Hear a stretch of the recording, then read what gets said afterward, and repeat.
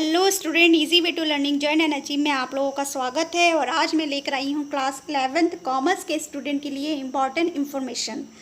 So student, commerce side class 11 जो कि 10th पास होकर क्लास 11th में आए हैं और उन्होंने जो सब्जेक्ट चूज़ किए हैं वो कॉमर्स साइड चूज़ किए हैं।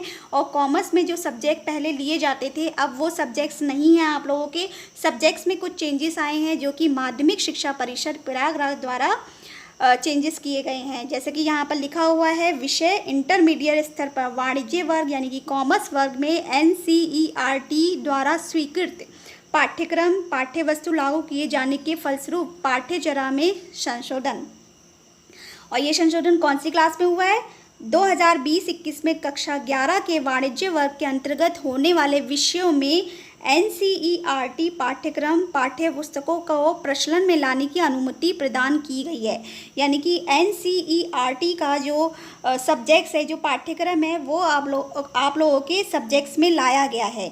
और पहले जो सब्जेक्ट्स आपके जो चूज़ किए जाते थे अब उन सब्जेक्टों में कुछ बदलाव किए गए हैं। और कौन कौन से सब्जेक्ट आप लोगों को लेने हैं मैं आप लोगों को बता दे रही हूँ स्टूडेंट। सो स्टूडेंट, आप ध्यान से सुनिएगा यहाँ पर कि अब आप लोगों को कौन कौन से सब्जेक्ट्स लेने हैं। जैसा कि यहाँ पर दे रखा है, ये तो लिखा हुआ है वर्तमान पाठ्यचर्या यानी कि जो अभी तक चल रही थी, और संशोधित पाठ्यचर्या यानी कि अब संशोधन जो किया गया है, जो भी चेंजेस किए गए हैं वो क्या किए गए हैं। तो सबसे पहले लिखा है अनिवार्य विषय, इंग्लिश में सुन लीजिए कंपलसरी सब्जेक्ट, सामान्य हिंदी यानी कि जनरल हिंदी, व्यवसाय अध्ययन यानी कि बिजनेस स्टडी, और लेखा शास्त्र यानी कि अकाउंट्स। तो ये 3 जो सब्जेक्ट्स हैं आपके कंपलसरी सब्जेक्ट हैं, ये आप लोगों को लेने ही हैं। उसके बाद कोई 2 विषय लेने होंगे, यानी कि आपके जो 5 सब्जेक्ट होते हैं उसमें आपने 3 तो ये चूज़ कर लिए। उसके बाद इन चारों सब्जेक्ट में से आप लोगों को कोई 2 सब्जेक्ट्स लेने हैं।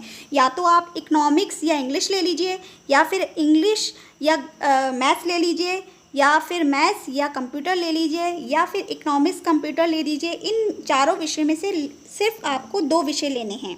सो स्टूडेंट, ये आप लोगों को विषय लेने हैं। जैसे कि 5 सब्जेक्ट सपोज़ एक स्टूडेंट लेता है तो वो ये ले रहा है general Hindi, business study, accountancy, economics और इंग्लिश। ये आपके 5 सब्जेक्ट अब होंगे। जो पहला था अधिकोषण तत्व वो हटा दिया गया है, यानी कि अधिकोषण तत्व कहते हैं मनी बैंकिंग, वो अब आप लोगों का सब्जेक्ट हट गया। उसकी जगह पर जो सब्जेक्ट आए हैं वो है इकोनॉमिक्स, मैथ्स और कंप्यूटर, ये सब्जेक्ट्स आए हैं। तो स्टूडेंट, मैंने ये वीडियो स्पेशली क्लास 11 कॉमर्स के स्टूडेंट के लिए बनाया है।